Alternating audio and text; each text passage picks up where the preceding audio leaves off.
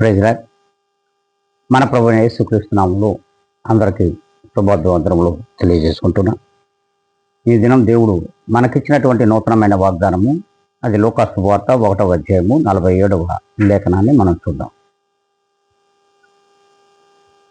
నా ఆత్మ నా రక్షకుడైన దేవుని యందు ఆనందించును.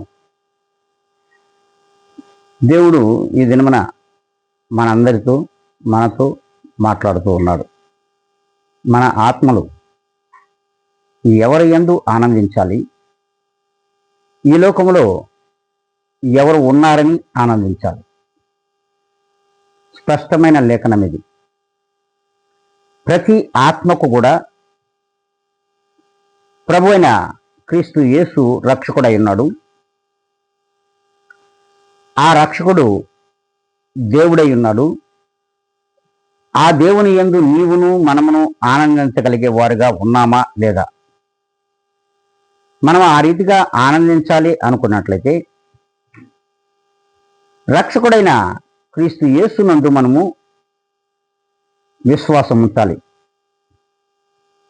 అట్టి విశ్వాసపరమైన జీవితాలు ఈ లోకంలో మనకున్నట్లయితే ఖచ్చితంగా మన ఆత్మలు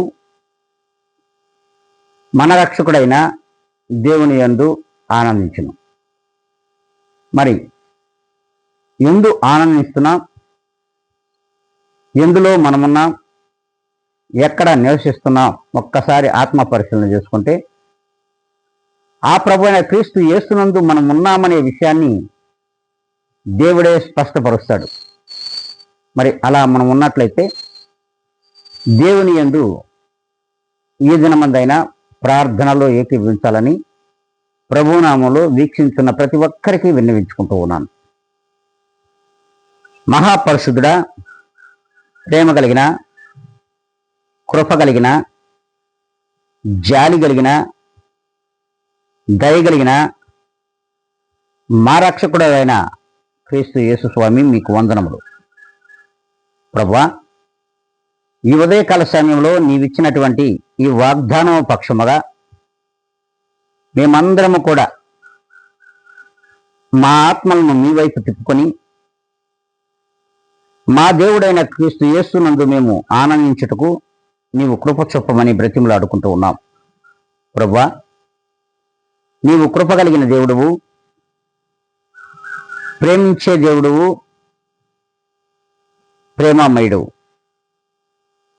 కనుకనే నాయన లోకమును రక్షించడానికి నాయన దివి నుండి దివికి దిగి వచ్చిన దేవుడు కనుక నీ పాదముల దగ్గర వీక్షిస్తున్న ప్రతి ఒక్కరిని ఉంచి, ఇదిగో నాయన నన్ను నేను మిక్కిలిగా తగ్గించుకుంటూ ఈ వాగ్దానం మా అందరి జీవితంలో స్థిరపరచమని బ్రతిమలాడుకుంటూ జీవాధిపతి అయిన క్రీస్తు యేసు యొక్క గొప్ప ఘనమైన నామములో అడిగి వేడుకొని ప్రార్థిస్తున్నాను మా ప్రియ గొప్ప పరలోక తండ్రి.